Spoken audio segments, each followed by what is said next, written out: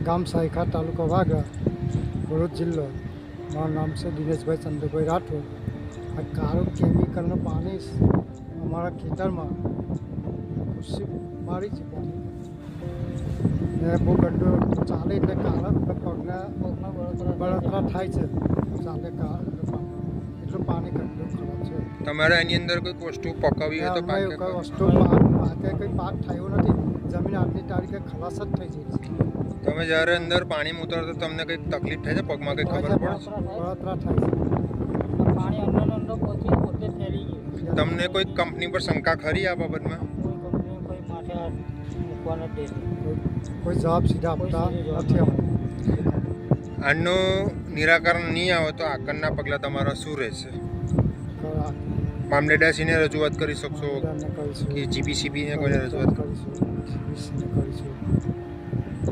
મારું નામ સીતાબેન. આ ખેતર સીતાબેન બાબુભાઈ રાઠોડ. આ અમારું ખેતર છે.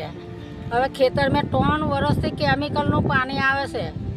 એની અંદર 3 વર્ષથી કંઈ જ પાકતું નથી. એકલું જમીન જ બળી ગયેલી છે.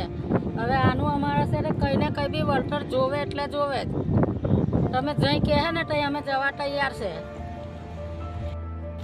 મારું નામ છે રાજુભાઈ, સાયખા ગામનો રહેવાસી છું અને આ અમારું ખેતર છે. અમે ખેડૂત છે, પણ આ કેમિકલવાળા પાણીથી કોઈ વસ્તુ પણ પાકતી નથી. આ ખેતર 3 વર્ષથી અમને આમ પડ્યું છે.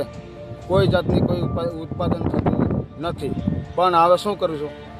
તો અમે માંગ છે અમારી કે આ કેમિકલ ક્યાંથી આવે છે ને કઈથી આવે છે ને એ અમારી જોવાનું છે.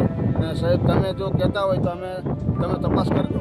તમે પાણીમાં પડ્યા તો તમને કંઈક પગમાં બળતરા બરાબર મારા પાણીમાં પડ્યો તો અત્યારે મારા પાણીમાં એવા કે એસિડ જેવું પાણી એમાં પગ બરસે કે એવું સમજી લો કે મરચું નાખેલું છે પાણીમાં. એટલા પગ મારા હરગી જાય એવા બરે. આ રહ્યા મારા પગે છે, સમજી લો.